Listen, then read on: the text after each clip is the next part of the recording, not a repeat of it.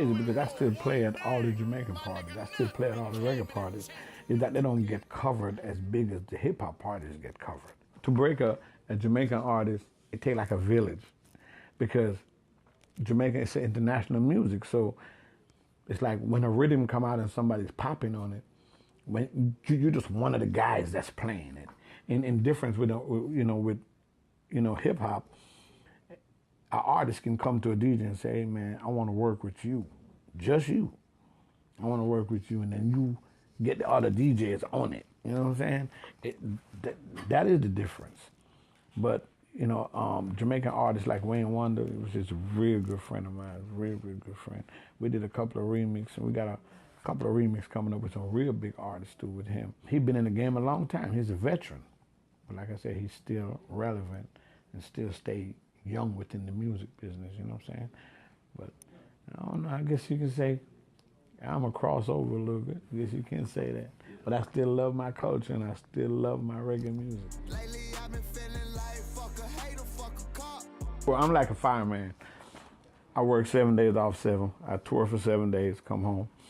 Off for 6, then I tour for 7 days. But I get the artist that's next to blow. And we go on the road. We do radio.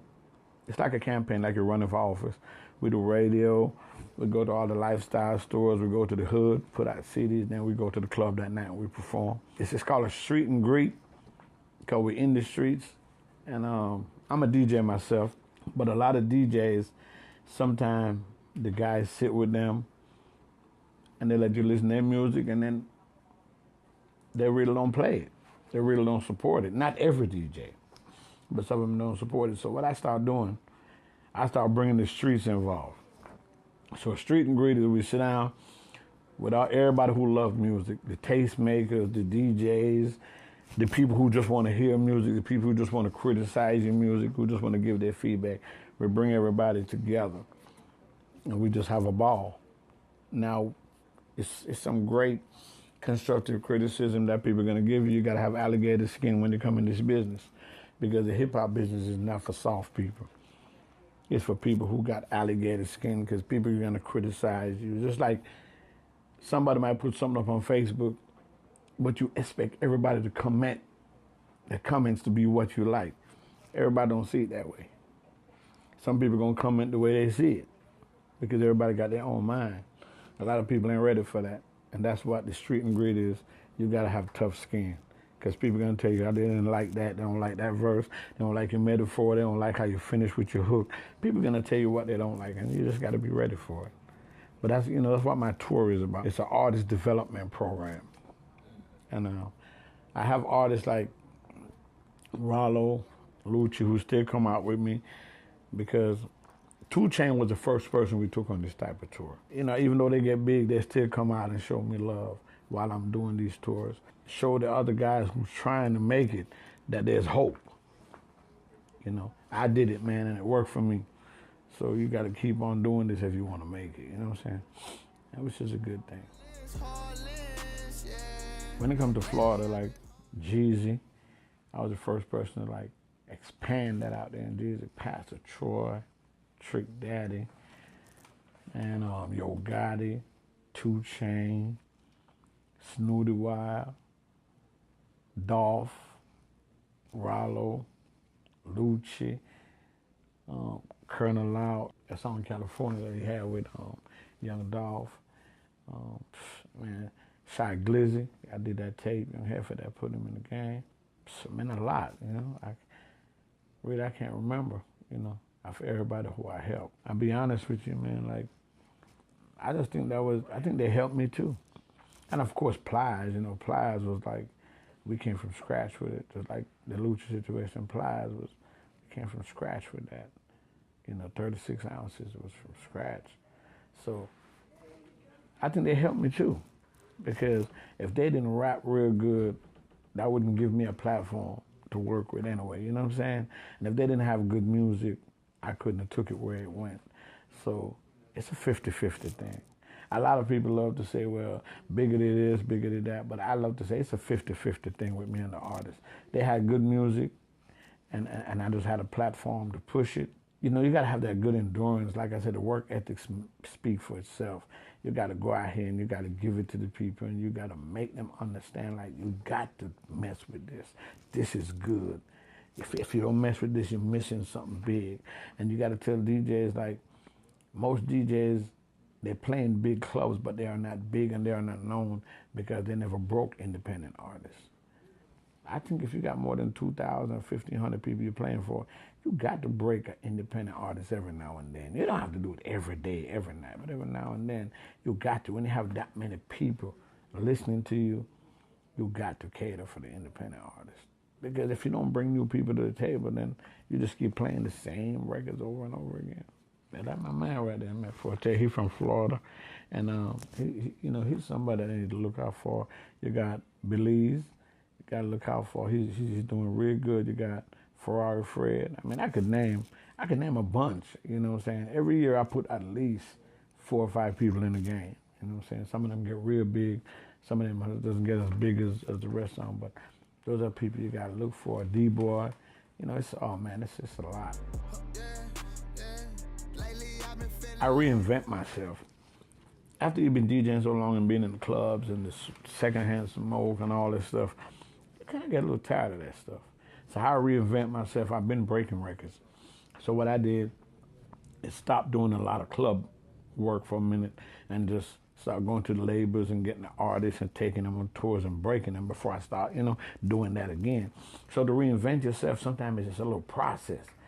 Like you have to drop down a little bit to come back up. You know what I'm saying? And then, speaking of relevancy for these younger kids is the internet is them.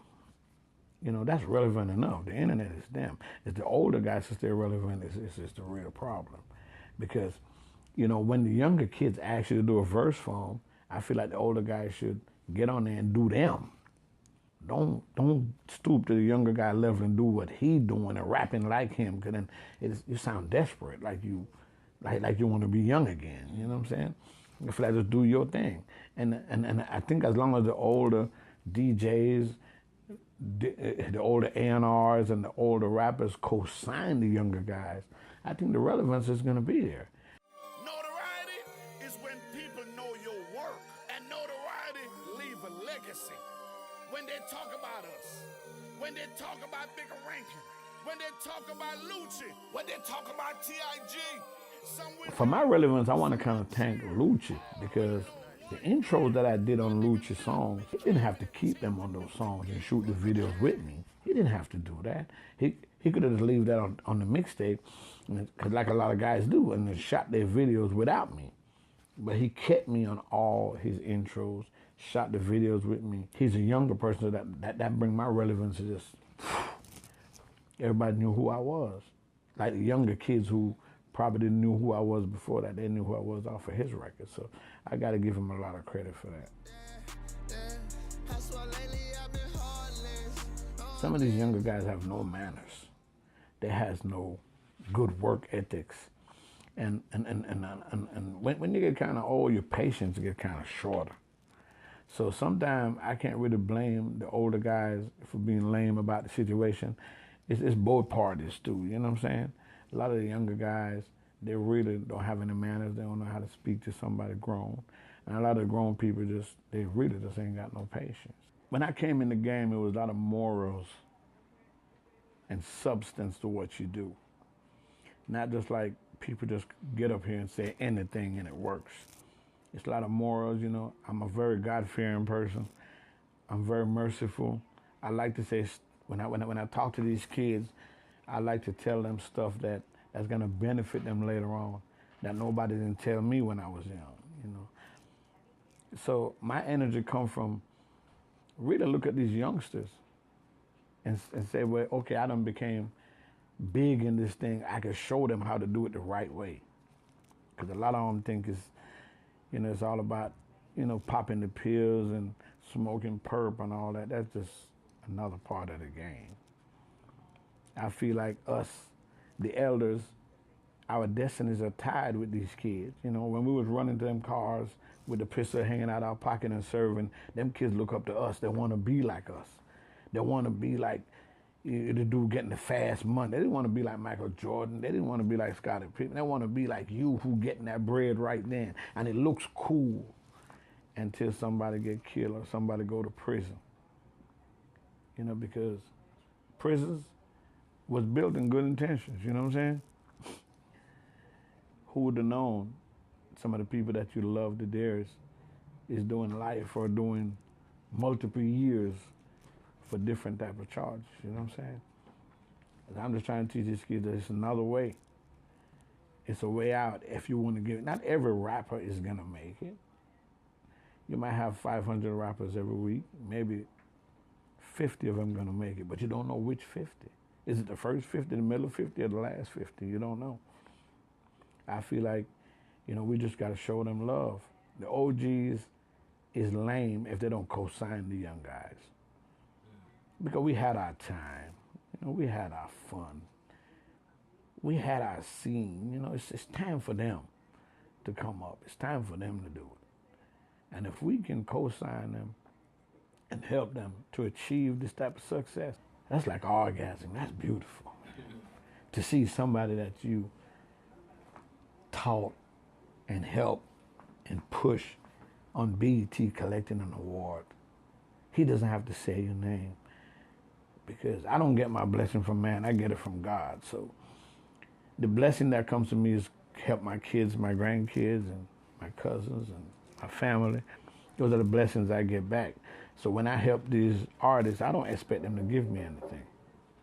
Because the art of being real is given without expecting nothing.